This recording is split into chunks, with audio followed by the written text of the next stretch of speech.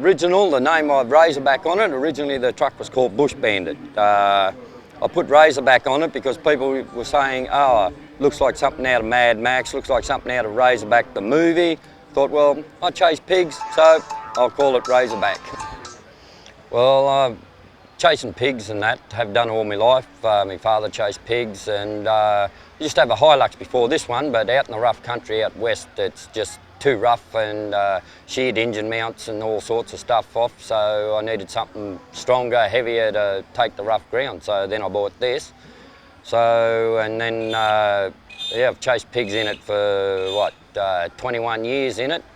Then I decided, a young fella asked me, would we do some ute shows? So, yeah, so a couple of years ago we started off doing ute shows, and yeah, it's slowly over the last couple of years built into where I am now, like bigger new bull bar on it, stacks, and just bits and pieces to make it stand out to be unique of its own. The bull bar, okay, I used to have a smaller one on, just as heavy but smaller to take the rough trees and that, but then with the ute shows and that, needed something a bit more impressive, so the bull bar is strictly built by my own hands for the truck alone, using a 4-inch angle grinder, a stick welder and a rubber mallet. It's inside my truck. As I tell people, it's lived in. Some people seem to believe that it is lived in by the looks of it. Up in here, like we had a bit of an accident out hunting one time and ended up with a hole through the roof. So I pop rivet a bit of plate over the top, but it still leaks water when it rains too much. So I just stuck a bit of toilet paper or tissue up in there just to stop the water from leaking in too much. Here, this is a real boar's head. He weighed in just around the 80 kilo mark. Got him last Easter out west towards Walgett. With the dogs, with me 3 sons, so it sort of holds a lot of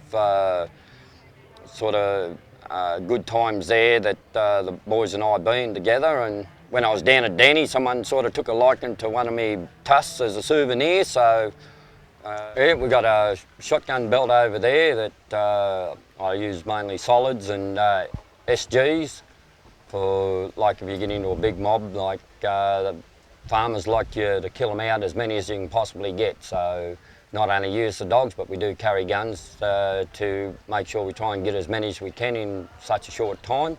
So not too many get away, because they breed pretty well, pigs do, and they're pretty adaptable to any climate.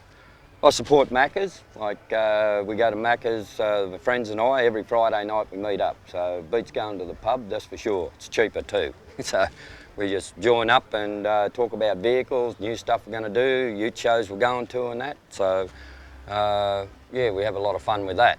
Okay, up the back here, this is a real set of pig tusks that I got a few years ago that I mounted. It's always sort of impressive to have a set of tusks, especially with hunting with dogs. Like they're fairly rough animals to deal with. The dogs love it, but they can get knocked around pretty well with them.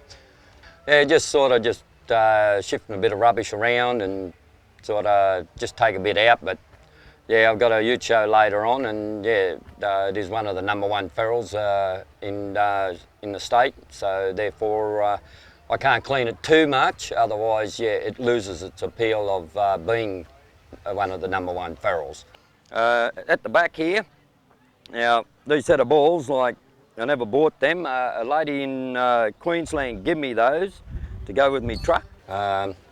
These are different ute shows and B&S balls and stuff like that I've been to. Anything that sort of you don't see in a normal everyday vehicle that's polished, washed and regularly maintained. So it's just bits and pieces that here, there, everywhere, like to make it look rough, and something from yeah, out of the scrub that very rarely goes anywhere but stays in the scrub. My youngest son, who helps me out, that's the reason I'm in the ute game, he does all the cable ties, bits of chain, wire, just to be a part of the ute scene with me. So he adds his bits of touches and whatnot of what he would like to put on it. The truck's also sponsored by Powerbeam Australia. Henceforth the big spotlights, or driving lights as I call them, and got two 9-inch on the front, two 9-inches up the back, and 11-inch up top for hunting at night time when we're out around crops and that for pigs and that. The aerials, like this particular aerial, it used to be 12 foot.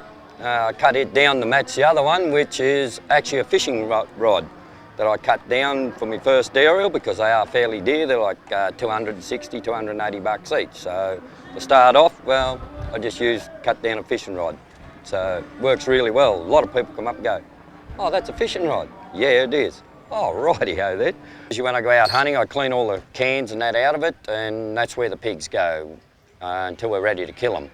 Like especially on hot days and that, you can't kill them straight away, but otherwise they go rotten on you. Okay, the razor, well, that's just something that usually go on big semi-trailers for keeping dust and that off their tyres and that. But as soon as I seen it, I thought, yeah, got a perfect spot for that. Put it on the truck to go with the Razorback.